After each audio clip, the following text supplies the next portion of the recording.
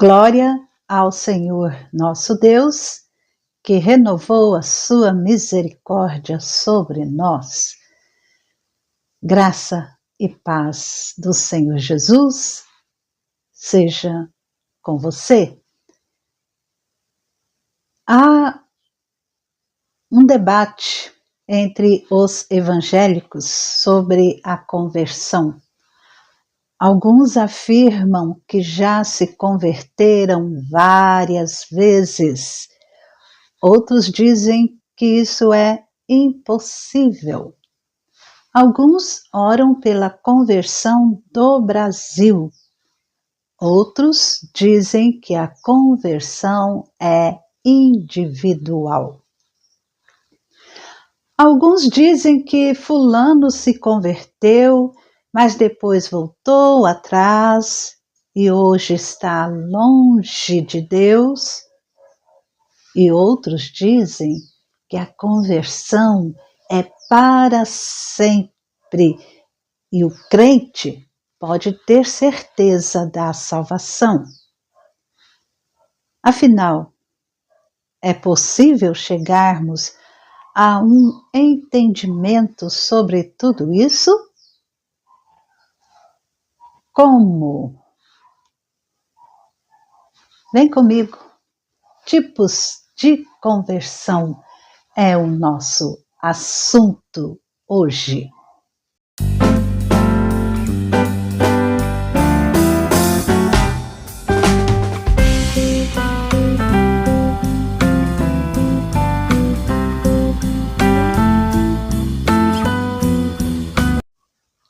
A Escritura menciona alguns tipos diferentes de conversão.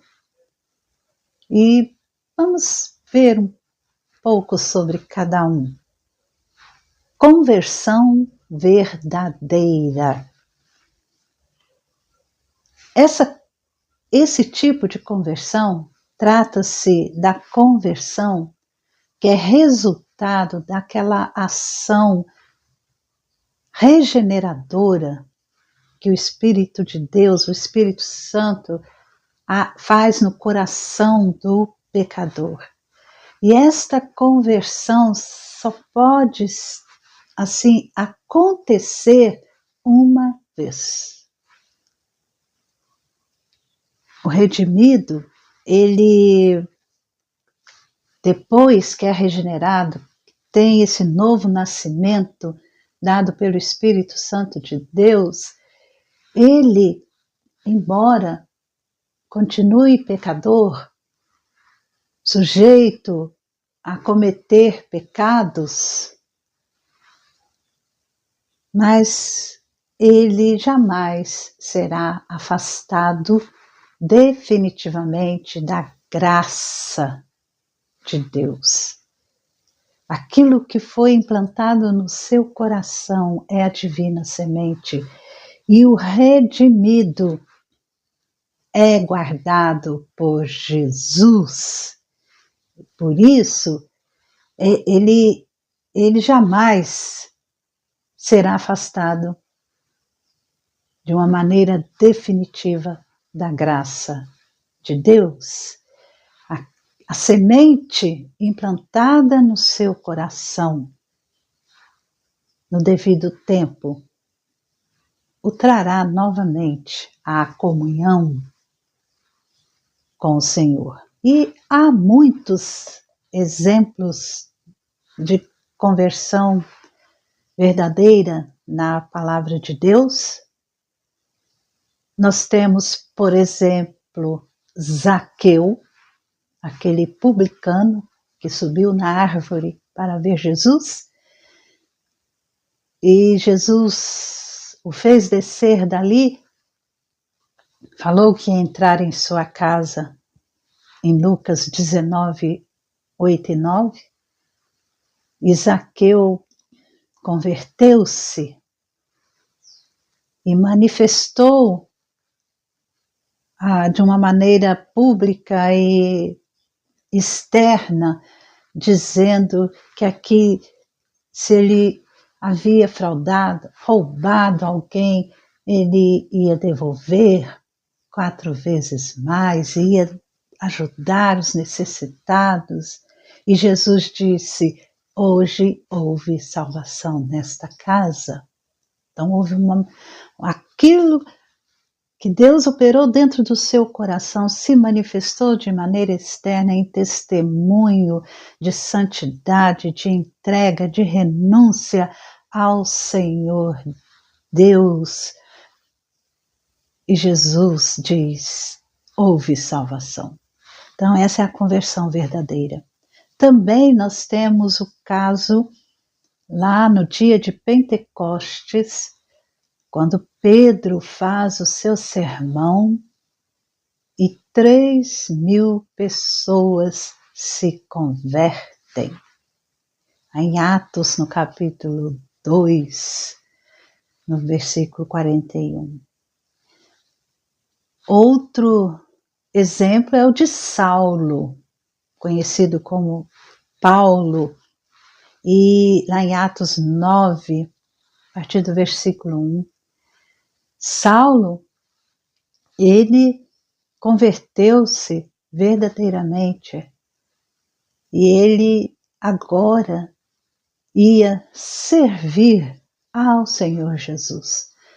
Quando ele estava a caminho de Damasco para perseguir os crentes em Jesus, aqueles que haviam se convertido a Jesus Cristo, que seguiam o caminho do Senhor Jesus, ele ia persegui-los, como ele fazia, encarcerava, até matava, como foi o caso de Estevão. E agora, nesse caminho de Damasco, Jesus Cristo aparece a ele e opera aquela transformação no seu coração. E agora, Saulo, convertido, vai passar a pregar, a falar de Jesus Cristo, que é o Senhor, que é o caminho, que ressuscitou, que está vivo, e a sua vida foi transformada. E ele escreveu uma grande parte do Novo Testamento, as suas cartas. E nós temos também Cornélio. Cornélio, ele era um homem temente a Deus, ou seja, ele conhecia, ele ouvia falar sobre Deus, até que Deus enviou Pedro ali.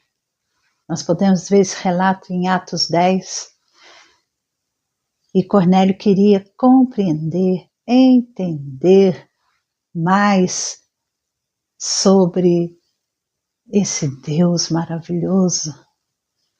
E Pedro falou de Jesus para aquele Cornélio e para todos que estavam ali.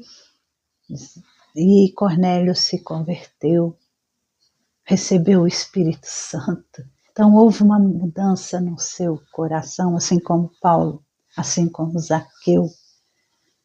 E também do carcereiro de Filipos, em Atos 16, que ele fala: o que eu faço para ser salvo? E Paulo diz: crê no Senhor Jesus e você será salvo. E houve uma mudança no seu coração, ele e toda a sua família. Então é uma conversão verdadeira, que o Espírito Santo opera dentro do coração do ser humano, do pecador, o redime e o guarda, o preserve. Ele permanece ser humano, sujeito a falhas, mas ele está cheio do Espírito Santo de Deus, a semente está lá dentro do seu coração e ele pode arrepender-se, confessar e voltar à comunhão com o Senhor Deus. porque o verdadeiro convertido jamais é afastado definitivamente da graça de Deus. Outro tipo de conversão é conversão nacional. A Bíblia menciona a conversão nacional como sendo uma ocasião, um momento em que uma nação inteira se volta para o Senhor. E na maioria das vezes, aqui na Bíblia, o sujeito desta conversão nacional é o povo de Israel. Houve assim um momento que isso aconteceu quando Josué, lá em Josué, no capítulo 24, no livro de Josué, nós podemos ler sobre isso. Josué estava chegando ao fim ali da sua liderança, e Josué então fala com o povo, e o povo promete abandonar os ídolos e servir somente ao Senhor. Josué fala: temam o Senhor e o sirvam com integridade e com fidelidade. Joguem fora os deuses que os pais de vocês serviram do outro lado do Eufrates e no Egito, e sirvam ao Senhor Deus. Mas se vocês não quiserem servir o Senhor, escolham hoje a quem vão servir. Se os deuses a quem os pais de vocês serviram lá do outro lado do Eufrates, ou os deuses dos amorreus, em cuja terra vocês estão. Josué afirma: eu, Josué, e minha casa serviremos o Senhor. E o povo respondeu: longe de nós abandonar o Senhor para servir outros deuses, porque o Senhor é o nosso Deus. Então o povo disse que serviria ao Senhor Deus. Então houve uma conversão nacional em que todo o povo disse a Josué que iria servir a Deus o Eterno. Outra conversão nacional ocorreu no governo do rei Ezequias, lá no livro de 2 Crônicas, capítulo 29. O templo foi reaberto, o culto foi restabelecido, culto a Deus, e a aliança com Deus foi restaurada. E também houve um acontecimento semelhante no governo do rei Josias. Houve lá no rei Ezequias, também houve no rei Josias, conforme o 2º livro de Reis, no capítulo 22, quando o livro da lei foi encontrado e foi lido perante todo o povo de Israel, e a aliança com Deus foi renovada. E a Escritura também menciona um momento de uma ocorrência de conversões nacionais também fora do território de Israel. Lembramos de Nínive, povo assírio, inimigo do povo de Israel, ao qual Jonas, o profeta de Deus, foi enviado para pregar ali. E os ninivitas creram em Deus. creram em Deus e proclamaram um jejum e vestiram-se de panos de saco, desde o maior até o menor. Desde o rei até o menorzinho do ser humano, assim como os animais também, como nós lemos no relato de Jonas. Jonas, no capítulo 3, o versículo 5. E assim, nós vemos essas ocorrências de conversão nacional no meio do povo de Israel e no meio de um povo gentio, inimigo do povo de Israel. E essas conversões nacionais têm vida curta. Não promovem a conversão verdadeira de cada habitante no Senhor, ou ao Senhor. É passageira, o caráter passageiro dessas conversões nacionais, nós podemos ver com o próprio povo de Israel, no tempo dos juízes, ou dos reis também. O próprio povo de Israel, logo que um juiz morria, o povo se desviava, abandonava Deus. Ou então, logo que um rei piedoso, temente a Deus, era substituído por um rei ímpio, o povo se desviava. Então, essa conversão nacional ocorre em determinado momento, mas não é uma conversão verdadeira de cada habitante. Nós temos também a conversão ou conversões temporárias. Essas conversões não são genuínas, não são puras, são apenas aparentes. Parece, né? Mas é a parábola do semeador, uma parábola que Jesus contou.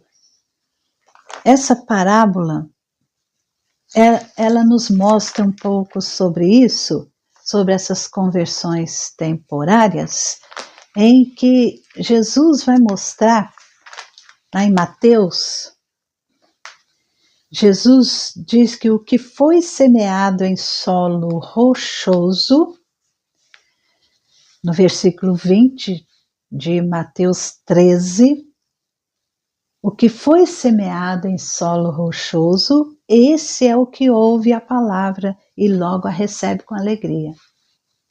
Mas ele não tem raiz em si mesmo, sendo de pouca duração. Quando chega a angústia ou a perseguição por causa da palavra, logo se escandaliza. Este é um tipo de conversão temporária. A palavra recebe com alegria,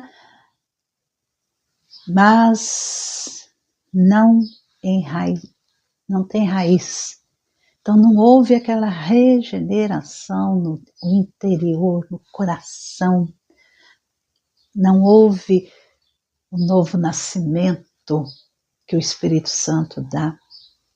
Então logo se escandaliza, logo abandona e não cresce. Então é temporária. E o Novo Testamento também menciona algumas pessoas que eram apenas aparentemente convertidas. Na carta, lá em 1 Timóteo, que Paulo escreveu essa carta, 1 Timóteo, capítulo 1, o versículo 20, ele diz, ele falando sobre o bom combate, então ele fala, vieram naufragar na fé, entre esses estão Himeneu e Alexandre, que abandonaram, que deixaram, juntamente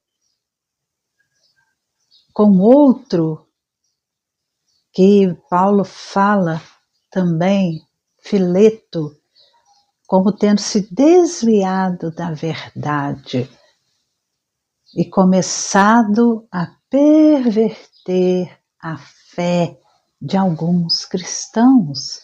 Em 2 Timóteo, capítulo 2, o versículo 17, Paulo vai mostrar sobre esses homens. A linguagem deles corrói como câncer. Entre esses estão Himeneu e Fileto, que se desviaram da verdade, dizendo que a ressurreição já aconteceu, então começam a falar heresias e pervertendo a fé dos cristãos. E também ele é mencionado mais uma vez como a causa de muitos males acontecidos a Paulo na segunda carta de Timóteo, no capítulo 4, o versículo 14, em que Paulo fala: Alexandre, o ferreiro, me causou muitos males. Então são pessoas como Himeneu, Alexandre, Fileto, eles eram aparentemente convertidos, era uma conversão temporária, aparente, e também nós temos Demas. Demas era um companheiro de Paulo, mas que, por ter amado o mundo, assim, o sistema mundano, ele abandonou tudo. Abandonou a fé, abandonou Deus, abandonou Paulo, como diz aqui no versículo 10 do capítulo 4 da segunda carta de Timóteo. Paulo diz: porque Demas, tendo amado o presente século, me abandonou. E essas pessoas, esses exemplos citados aqui, nós vemos muito hoje em dia. As pessoas parece que se convertem temporariamente e depois abandonam. Não estou falando abandonar a igreja, a instituição, abandonar a Igreja Presbiteriana do Brasil, a Presbiteriana Independente, a Igreja Batista ou a Assembleia de Deus. Não, estou falando de abandonar Cristo. Então, não houve conversão, ou podemos dizer conversão temporária. Como diz Jesus, recebeu com alegria, ouve a palavra, recebe, mas não tem raiz, porque não houve uma regeneração interior feita pelo Espírito Santo. E João, o apóstolo, ele vai dizer em sua primeira carta, no capítulo 2, o versículo 19, João fala sobre esse tipo de pessoas que eles saíram do nosso meio, mas não eram dos nossos. Porque se tivessem sido dos nossos, teriam permanecido conosco. Mas eles se foram. Então João está aí mostrando que eles se foram para que ficasse claro, manifesto, que nenhum deles é dos nossos. Esse é um tipo que a Bíblia mostra. E novas conversões? Outro tipo, novas conversões. Não é possível que conversões verdadeiras se repitam. Ponto, né? Isso é certo. Mas é possível que um crente se afaste de Deus e fique envolvido pelo pecado, de tal modo que precisa voltar novamente para Deus. Nós temos o exemplo de Davi, o rei Davi. Ele era um homem de Deus, uma pessoa salva, piedosa. Davi, ele cometeu pecados e que nós consideramos graves pecados. Ele adulterou com Batseba e ordenou que Urias, um dos seus comandantes que estava na guerra, ordenou que Urias, que era o marido de Batseba, fosse exposto ao perigo para que morresse e fosse abandonado para morrer. Mas nos Salmos, capítulos 32 e 51, nós vemos a angústia de Davi,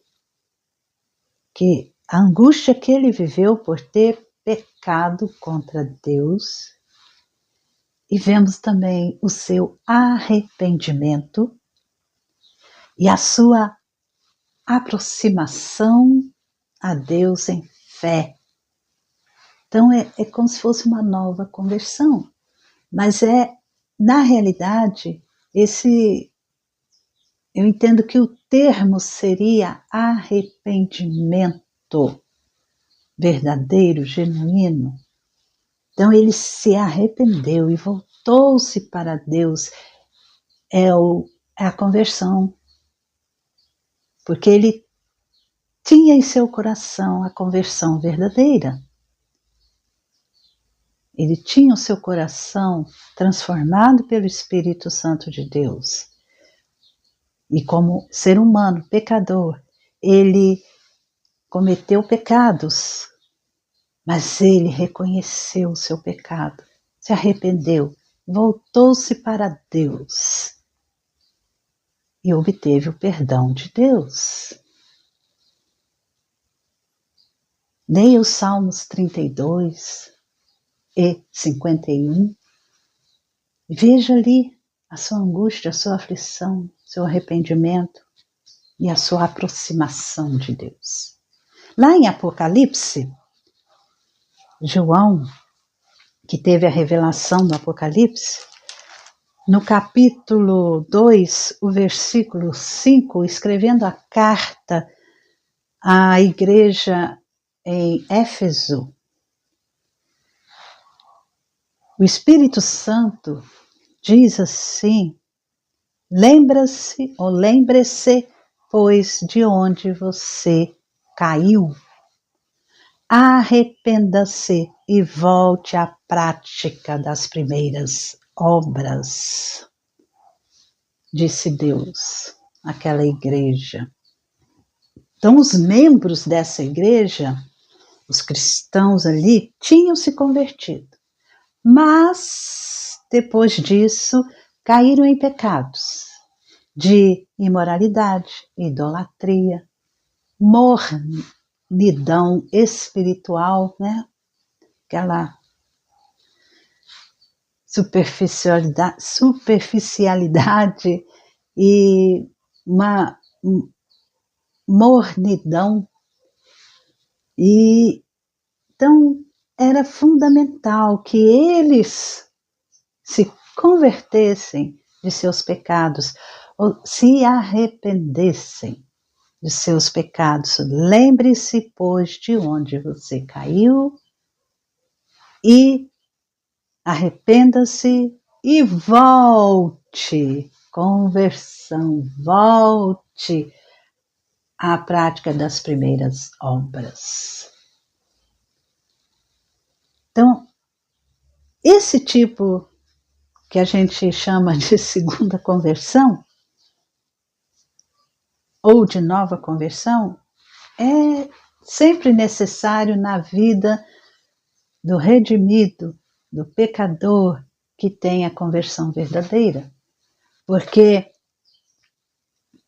é sempre necessário abandonarmos o pecado, um pecado específico, um grupo de pecados específicos e se voltarem para Deus. Então, os crentes, tem que haver esse arrependimento, se voltarem para Deus e ter uma fé renovada. Então, nós entendemos e observamos que a conversão pode ser uma experiência repentina, como aconteceu com o apóstolo Paulo, com Lídia, a vendedora de púrpura, ou também ela pode acontecer de maneira gradual, no qual a pessoa vai sendo gradualmente instruída na Escritura, na palavra, ela vai sendo convencida do pecado e da sua necessidade de salvação, até que um dia ela se entrega totalmente, recebe Jesus como seu Senhor e Salvador pessoal. Não há, pela palavra de Deus, não há um padrão para a ação do Espírito Santo. A conversão, ela nem sempre, né, nós não podemos dizer que a conversão sempre tem que ser deste ou daquele jeito. O Espírito Santo não age de uma forma padrão nos corações humanos. O importante sobre a conversão é que ela seja verdadeira. Quando estamos indo pelo caminho errado, vamos caminho que não é certo. Não importa se você vai fazer meia volta ou se vai dar a volta no quarteirão inteiro para seguir na direção oposta. O que importa é você ir na direção certa, que é Jesus Cristo. E o caminho, ele é o caminho da real e verdadeira e duradoura mudança, permanente mudança, não só de atitudes, mas de caráter. A conversão, ela é uma experiência, é a mais genuína experiência espiritual que existe. E somente quem já experimentou essa conversão verdadeira compreende isso. É uma obra divina. E sempre há na vida cristã necessidade de arrependimento e fé. De volta.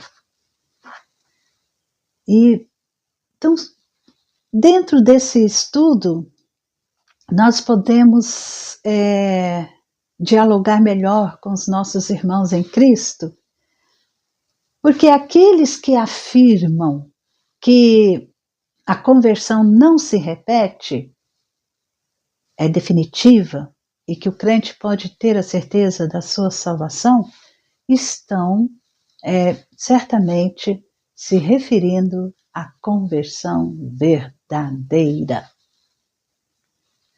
Aqueles que dizem que já se converteram várias vezes estão se referindo a vários arrependimentos de grandes pecados e a várias reviravoltas espirituais em momentos de crise, que são seguidas por arrependimento, fé e uma reaproximação de Deus em Cristo Jesus. Aqueles que dizem que fulano creu e depois descreu, estão se referindo a uma conversão temporária ou aparente, uma conversão só de aparência. É como a que foi ilustrada por Jesus na parábola do semeador em Mateus 13. Todos esses tipos de conversões estão presentes aqui na Escritura e compreendê-los vai nos trazer grande proveito para o nosso crescimento espiritual. Quero deixar com você esse estudo para que você aplique na sua vida realmente. Se você já foi convertido verdadeiramente, ou teve essa experiência da regeneração, o Espírito Santo transformou o seu coração, a sua vida, você se arrependeu, creu em Jesus como Senhor e Salvador, aquela conversão verdadeira, então, entenda, você continua aqui neste mundo, vivendo como ser humano, ainda pecador, mas um pecador salvo, e que há necessidade de arrependimento e fé. Por isso Jesus ensinou a oração do Pai Nosso, em que ele diz: perdoa as nossas dívidas, porque todos os dias nós podemos pecar por pensamento, por palavras, por ações. Então é necessário nos arrependermos, termos fé e voltarmos para Deus, especialmente quando nós, os redimidos em Cristo, nos afastamos temporariamente de Deus e o pecado nos envolve. Então é necessário arrependimento e fé. Faça isso sem demora. Arrependa-se do seu pecado, volte para Jesus.